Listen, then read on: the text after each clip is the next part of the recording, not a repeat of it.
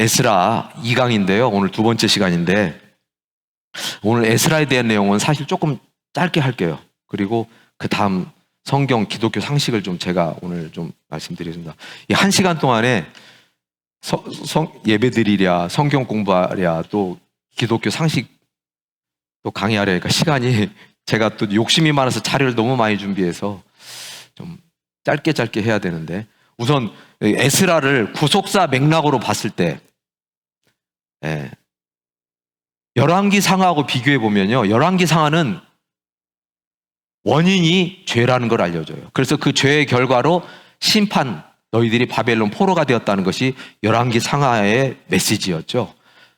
근데 에스라의 메시지는 뭐냐면, 언약의 신실한 하나님, 70년 후에 다시 너희들 돌아오게 할 것이다, 회복시킬 것이다 라고 에레미야 선지자를 통해서 말씀하셨죠. 그래서 그 하나님의 언약을 지키시고 포로를 귀환시켜서 회복시키는 그런 내용이죠. 그러니까 이건 뭐냐면, 열왕기상하는 문제를 가르쳐줬다면 그 문제에 대한 해답이 바로 에스라에 있다는 거죠. 열왕기상하는 문제를 알려줬다면 에스라는 해답을 알려줬다라고 보면 되겠고요.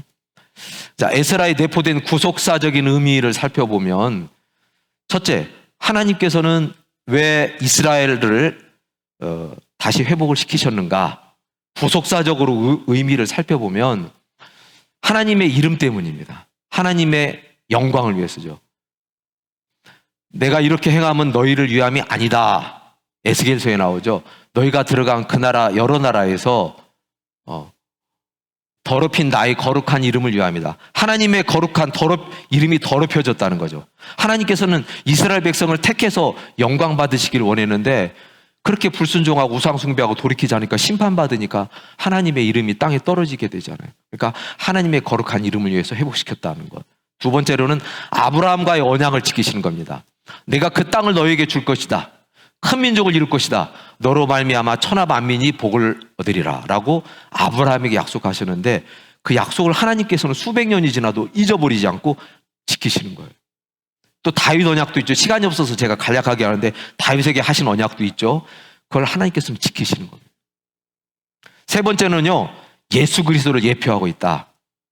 그리스도의 구속으로 말미암아 새 언약된 백성, 사탄에게 포로돼서 돌아와서 회복시키고 구속시키는 예수님의 그 구속 사역을 예표하는 것이 에스라에 나오는 거죠. 그러니까 신약 시대는 새 언약 백성이라고 하죠. 그래서 다시 사탄에서 포로되어서 제2의 출애굽이라고까지 얘기하는 것이 여기 에스라서이죠. 그 다음에 에스라의 중심 주제는 첫 번째, 하나님의 구원 계획은 중단되지 않는다. 예루살렘이 멸망하고 성전이 무너져 내렸고 70년간 포로 생활을 했지만, 그런 가운데서도 하나님께서는 구원에 대한 계획을 잊어버리지 않고 하나님께서는 일하시는 거죠. 그래서 중단되지 않고, 그럼에도 불구하고 하나님의 구원 계획은 폐하여지거나 중단됨이 없이 지속적으로 추진되어진다. 신구약 400년 기간에도 마찬가지였죠. 신구약 중간사 400년 기간에도 하나님이 어떻게 일하셨는지 여러분들 아시죠? 그래서 하나님의 구원 계획은, 오늘날 우리도 마찬가지입니다. 우리를 향하신 하나님의 사랑과 구원 계획은 중단 없이 계속 추진되고 있다. 이걸 우리는 믿어야 돼요.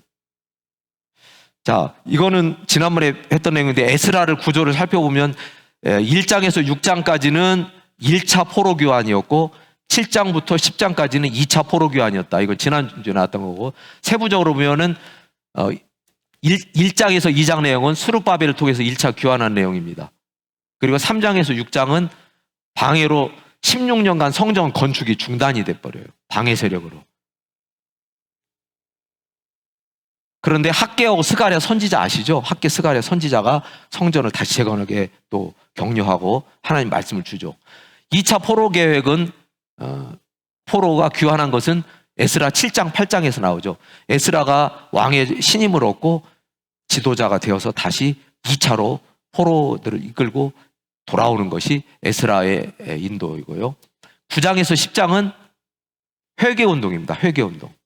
에스라가 주도해서 종교개혁을 한다고 할 수도 있고 신앙을 회복하는 운동을 하게 되는데 이걸 조금 장별로 한번 더 살펴보고 그 다음 순서 넘어가겠습니다. 1장은 고레스의 마음을 감동시킨 하나님. 지난 수요일날 제가 설교 때 말씀드렸죠. 고레스의 마음을 감동을 시켜서 칙령을 내려가지고 포로를 돌아오게 하고 성전도 다시 지게 하는 놀라운 일을 하나님께서 하시는 거고, 2장은 귀향자들의 명단과 숫자가 나오죠. 4만 몇천 명이 1차 때 돌아오게 되는 거죠. 그 다음에 3장은 번제단을 세우고 거기서 제사를 드리고 성전 건축을 시작합니다. 오늘 제가 설교 말씀드렸던 그 부분이 바로 3장인 거죠. 돌아와서 1차 교하는 백성들이 돌아와서 제단을 쌓고 제사를 드리고 성전을 건축하고요. 4장에서는 이제 본격적인 방해가 시작됩니다. 사탄의 방해가 시작되는 거죠. 그래서 그 당시 이스라엘 땅 사마리아 땅에는 아수르가 이방인 민족을 전부 다 데려서 거기서 살게 했어요. 그래서 혼혈 민족들, 이방인들이 거기에 지치고 있었는데 자기들도 와서 성전 짓겠다고 와서 난리를 쳐서 순수한 마음이 아니거든요. 그래서 그 불순한 세력들을 배제를 했더니 왕에게 모함을 하죠. 페르시아 왕에게 편지를 보내서 이 사람들이 반역을 일으키니까 성전 지키면 안 됩니다. 그래서 페르시아의 고레스 왕의 아들이 왕에 올라가는데 그걸 듣고는 믿고는 성전을 못 짓게 막아버리죠. 그런데 다시 성전을 짓도록 선지자들을 통해서, 지도자들을 통해서 재건이 추진이 되고, 그리고 6장에 가면 이제 다리오 왕이 다시 편지를 받아 이스라엘 백성을. 그래서 고레스 왕이, 선대 왕이 내려준 칙령이 있으니까 살펴보세요. 그래서 궁궐을 뒤져서 옛날 고레스가 내렸던 조서를 살펴보면서 성전을 다시 짓게 허락하면서 이제 물자를 더 많이 후원을 해주는 거예요. 놀랍게도. 전화위복이 된 사건이고요. 그래서 7장은 에스라가 이제 포로들을, 제2차 포로들을 끌고 귀환을 해줘. 왕이 모든 전권을 다 줍니다. 이게 7장의 내용이고요. 8장은 이스라엘의 예루살렘의 에스라가 귀환하는 백성, 귀환민들을 끌고 돌아오는 내용입니다. 그리고 이제 9장은 에스라가 돌아와서 깜짝 놀라요. 이스라엘의 제사장들, 레위인들, 이런 지도자들이 전부 다 이방인 여자들하고 결혼해가지고 통혼해버렸어요. 하나님께서 가나안 땅에 처음에 갔을 때 이방인 여자들 결혼을 하지 말라, 섞이지 말라, 순수함을 유지하라고 그랬던, 그래서 그걸 못 지키고 바알신을 받아들여서 망했잖아요. 근데 돌아와 보니까 또 그러고 있는 거예요. 그래서 에스라가 머리를 뜯고 수염을 다 뜯고 옷, 겉옷, 속을 다 찢으면서 하나님 앞에 통곡하는 회개를 해요. 그럴 때 10장에 가서 이스라엘 전 공동체가 에스라의 그 회개의 기도를 듣고 다시 돌아와 다 같이 회개하면서 이방인 혼인했던 걸 다 정리하는, 그게 에스라까지의 내용입니다. 자, 그 다음에 이제 에스라는 이제 다음 시간에 좀 더 하고요. 오늘은 성경상식으로.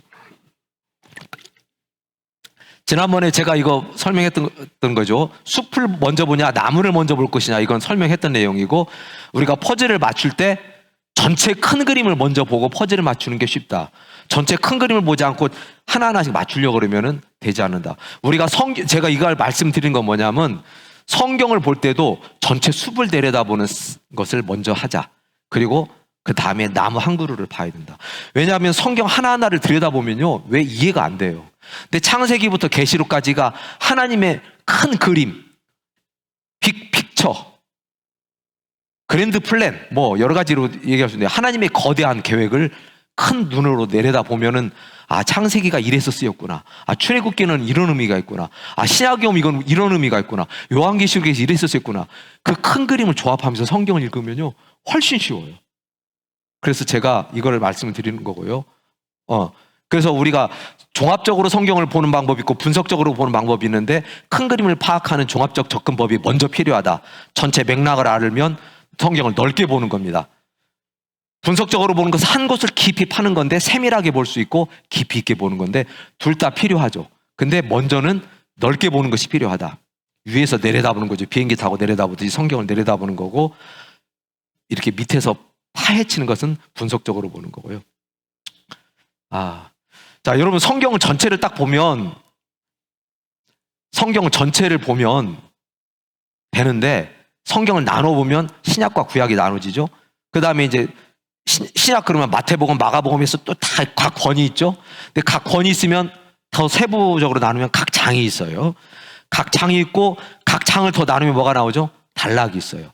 오늘 제가 성경 읽었던 것처럼 몇 절에서 몇 절까지는 한 단락이 되는 거죠. 근데 그 단락을 더 나누면 문장이 돼요. 한 문장. 근데 그 문장을 더 나누면 단어들이 나와요. 근데 우리가 성경을 어느 한 특정 단어에 빠져갖고 그것만 자꾸 파헤치다 보면 물론 그것도 필요합니다. 이렇게 해서 성경을 깊이 파들어가는 것을 이걸 뭐라고 하냐면 분석적인 방법이에요. 근데 단어를 보지 말고 이 단어가 왜 이 문장에 나왔을까 보면은 문장이 보이고, 이 문장이 예수님께서 이런 말씀을 하셨다. 그럼 그 말씀을 왜 하셨나? 맥락을 보려면 전체적인 단락을 봐야 되고. 그래서 우리가 단락을 보지 말고 장 전체를 보라. 우리 담임 목사님 말씀 나올 때 초 목사님 항상 카톡으로 올리죠. 그 장 전체를 봐주세요. 그게 굉장히 중요해요. 이 단락이 어떤 맥락으로 쓰이는가 그 장을 봐야 되고. 근데 그 장만 보지 말고 더 성경을 넓게 보려면 그 성경 각 권, 마태복음이면 마태복음 전체를, 창세기면 창세기 전체를 보는 것이 훨씬 성경을 보는 방법이고, 그러면 각 권을 전체, 구약, 신약, 성경 전체를 바라보는 것. 우리가 창조에서, 자, 제가 옛날에 기독교 세계관 설명을 그 기독교 세계관 강의할 때 기억나시는지 모르겠지만 성경은 크게 4가지로 렌즈가 있어요. 창조, 그 다음에 타락, 구속, 완성. 이것이 창세기부터 계시록까지의 내용입니다. 창조, 타락, 구속, 완성. 이것이 4가지 큰 기둥이에요. 성경에. 이 4가지에 다 들어가 있어요. 근데 우리가 성경을 볼 때 현재 나의 위치를 이 속에서 찾아보는 거예요. 우리는 이미와 아직 사이에, 예수님의 초림과 재림 사이에 우리가 살고 있는 거예요. 그래서 성경을 보면서 현재 나의 위치를 보고 내 자신을 알아보는 거거든요. 현재 나를 보자. 자, 신약과 구약의 중간에 초점은 뭐냐면 예수님의 십자가 사건이에요. 이 성경은 나에 대한 예언이라고 예수님께서 말씀하셨죠. 요한복음 20장에 보면 그런 말씀이 나와요. 이 성경을 쓴 것은 예수 그리스도가 하나님의 아들인 것을 믿게 하려 함이라고 요한복음 20장에도 나오거든요. 그러니까 성경은 구약에서의 모든 사건도 결국은 초점이 예수님의 십자가 사건으로 맞춰지고, 이것이 다시 예수님의 십자가 사건이 퍼져서 신약으로 오늘날 우리에게까지 이렇게 퍼지는 거고요. 그래서 성경을 넓게 보면 보이는 것들을 몇 가지만, 제가 이게 정말 시간이 오래 걸리는 것들인데 다 여러분에게 말씀드릴 수는 없고, 제가 간략하게 성경을 우리가 통독을 하게 되면은요 3가지 관점으로 우리가 보게 돼요. 저도 제가 말씀드렸죠. 신대원 다니면서 제가 가장 큰 소득이 뭐냐면 성경을 넓게 보면서 관점을 얻었어요. 사실 신대원 3년 다녀도 성경 다 몰라요. 뭘 알겠어요. 이 넓고 방대한 성경을 아주 일부밖에 못 배워요. 근데 제가 3년 동안 공부하면서 눈이 떠진 것이 성경을 보는 관점이 배워졌다. 그러면 성경 보는 게 굉장히 풍부하고 하나님 은혜가 정말 물밀듯이 밀려오는 걸 느껴요. 성경을 그런 눈으로 보면. 그래서 우리는 성경을 좁게 보면은 예수 믿고 천당 가라는 이야기야. 그렇게밖에 안 보여요. 나 시인하고 회개해서 죽어서 천당 가야지. 그렇게밖에 성경이 안 보이는데요. 그거 중요해요. 정말 중요한 핵심이죠. 내가 시인하고 회개해서. 근데 성경을 넓게 보면 그거 외에 더 많은 것들이 보인다는 걸 제가 말씀드리는 거예요. 종말론적인 구속사가 보인다. 우리 인간을 구원하시려는 하나님의 역사가 쫙 기록되어 있는 거예요. 창세기부터 계시록까지. 눈물겨운 하나님의 노력과 땀과 피가 들어있어요. 성경에. 우리를 살리려고 하는 하나님의 그 마음, 애틋한 마음. 그래서 하나님의 마음을 알게 돼요. 성경을 제대로 보면요, 성경 한 구절 한 구절이 눈물 없이는 볼 수가 없고 하나님의 마음을 알게 돼요. 우리를 이렇게 사랑하시는구나. 그 사랑이 오늘날 나에게도 이렇게 왔구나. 내가 그냥 된 게 아니구나. 자, 그 다음 2번째로는요, 하나님 나라의 관점. 이거 매우 중요합니다. 여러분, 성경을 볼 때는요, 하나님의 나라가 보여야 돼요. 나 한 사람, 우리 식구, 아니요, 하나님의 나라. 하나님께서는 하나님의 나라를 모든 것을 쏟아 부으셨어요. 에덴 동산은 하나님 나라 모형이거든요. 그래서 사탄이 와서 다 무너뜨렸는데 다시 이스라엘 백성을, 아브라함을 세우고 이스라엘 백성을 세우고 해서 다시 예수 그리스도를 보내시고 해서 종말에는 요한계시록에서 완성되는 하나님의 나라. 우리는 하나님의 나라를 보고 살아야 돼요. 너희는 먼저 그 나라와 그 의를 구하라. 먼저 구하래요. 하나님께서 분명히 말씀하셨어요. 너희는 먼저 뭘 구하라고요? 그의 나라. 그의 나라가 어디죠? 하나님의 나라예요. 이거를 볼 줄 알아야 돼요. 잃어버린 하나님 나라를 어떻게 회복해 가시는가. 자, 세 번째는 하나님 백성의 삶을 보게 합니다. 하나님 백성이라면 어떻게 살아야 되느냐?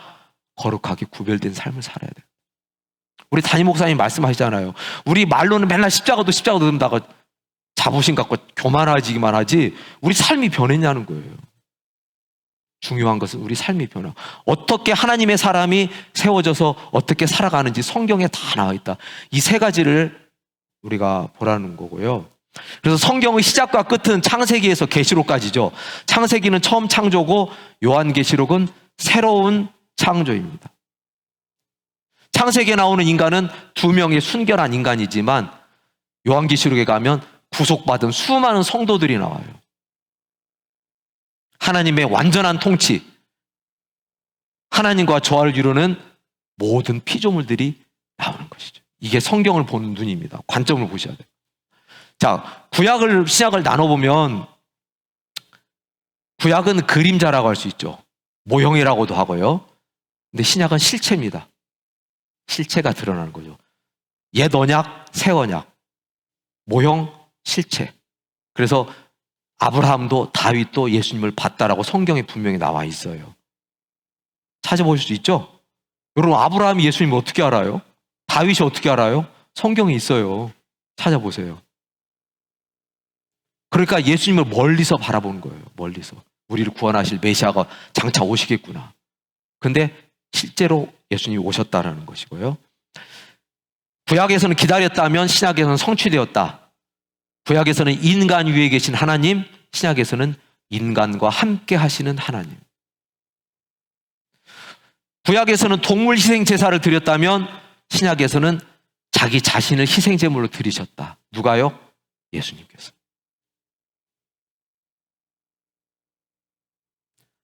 구약은 하나님의 나라가 희미하게 보였다면 신약에서는 뚜렷하게 보인다. 뚜렷하게 보이는 하나님의 나라.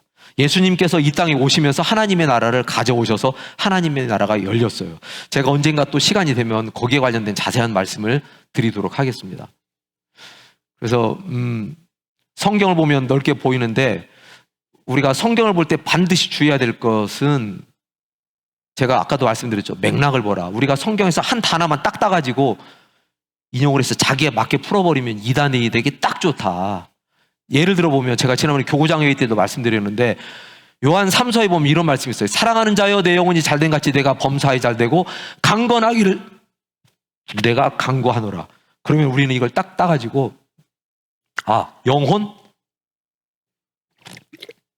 영혼이 잘 된다고? 영혼이 잘 되면 범사도 잘 되고 몸도 건강해진대. 그래갖고 여기서 나온 게 뭐냐면요. 오순절 재단에서 삼박자 축복을 만들어내요. 영혼이 잘 되면 범사가 잘 될 거야. 영혼이 잘 되면 우리 몸도 건강할 거야. 그래서 이것이 삼박자 축복이 나오는데 이게 바로 전형적인 성경의 맥락을 무시한 해석인 거예요. 이런 말씀이 왜 성경에 나왔는지를 맥락을 알고 역사적인 배경을 알면 이렇게 단순하게 성경을 해석하지 않아요. 물론 이 말씀이 전혀 틀렸다는 얘기는 아니에요. 근데 이게 공식적으로 그러면 내가 지금 육체에 병들었으면 내 영혼이 잘못된 거네요. 저주받은 사람입니까? 내가 사업에 부도가 났으면 그럼 나는 하나님 잘 못 믿어서 저주받은 거예요? 성경은 그렇게 단순하지 않거든요. 내가 예수 믿지만 내 몸이 병들 수 있고, 내가 믿지만 사업에 실패할 수 있고, 내가 예수 믿지만 교통사고도 날 수 있어요. 근데 성경을 이렇게 단순하게 푸는 사람들이 있어요.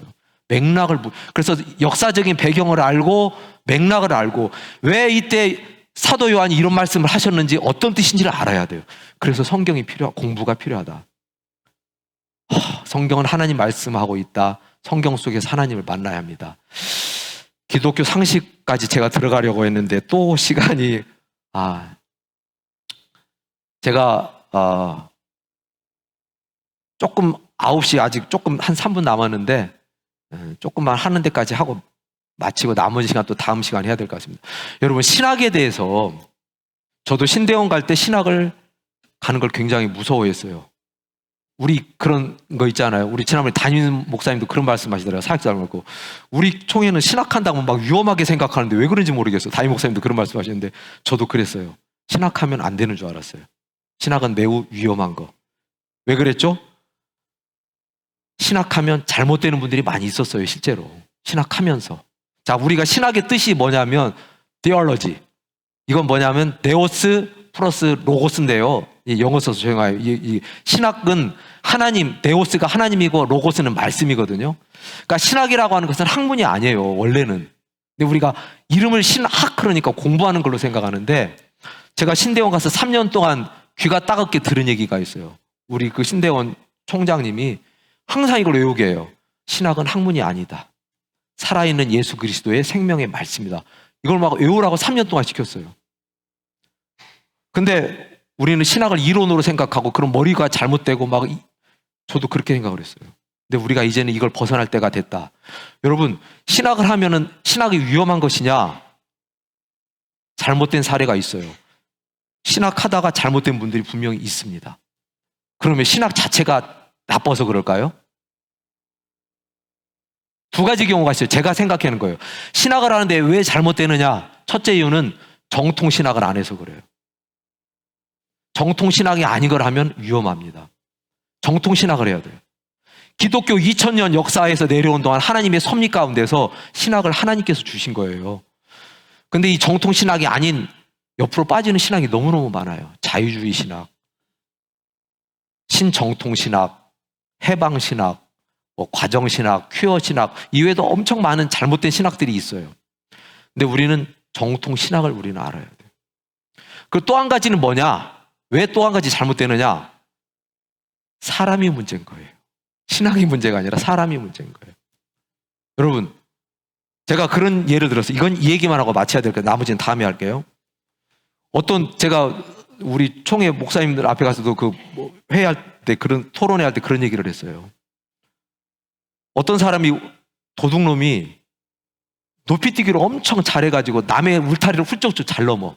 약간 남의 울타리를 뛰어넘어서 도둑질을 해. 그걸 보고, 야, 저렇게 운동 많이 해서 높이뛰기 하면은 다 도둑놈 되겠으니까 나 운동 안 할 거야. 운동하지 말아야지. 그게 합당합니까? 그 운동을 해갖고 그 짓을 한 사람이 나쁜 거지 운동 자체가 나쁜 거 아니잖아요. 강도가 칼을 가지고 강도짓을 했어요. 아유, 저 칼 갖고 강도짓 하니까 우리 집에 있는 칼 다 없애버려야지. 나 요리도 안 해. 그럼 되겠습니까? 사람이 문제인 거예요. 저는 그래서 우리가 신학에 대한 선입견을 버려야 됩니다. 정통 신학을 안 해서 잘못된 길로 가는 경우 많아요. 근데 우리가 제대로 된 하나님이 우리에게 주신 신학은요, 분명히 복음이에요. 근데 이 정통 신학을 안 하니까 이단으로 사이비로 빠지고, 내가 심령이 더럽고 깨끗하지 못한 상태에서 타락하니까, 교만해지니까 잘못되는 거죠. 그러면 칼 가지고 나쁜 짓 하는 거예요. 칼이 나쁜 건가요? 자, 9시가 됐기 때문에 제가 나머지 부분은 또 다음 시간에 하고 마치도록 하겠습니다. 죄송한데 마쳐야 될 것 같고요. 기도하고 주기도문으로 마치겠습니다. 살아계신 하나님 감사합니다. 하나님의 뜻을 알기를 원합니다. 하나님의 마음을 알기를 원합니다. 성경을 통해서 우리에게 주시는 말씀, 그 뜻을 온전히 알게 하시고 우리 삶이 변화되어서 하나님을 기쁘시게 하는 저희들 되기를 원합니다. 예수님의 죽음이 내 죽음, 예수님의 부활이 내 부활이 되어서 우리 삶 가운데 복음의 통로가 되게 하시고 하나님의 사랑을 전하는 사랑의 통로가 되어서 하나님 영광 드러내는 저희들 되게 하여 주시옵소서. 예수님 이름으로 기도합니다. 아멘.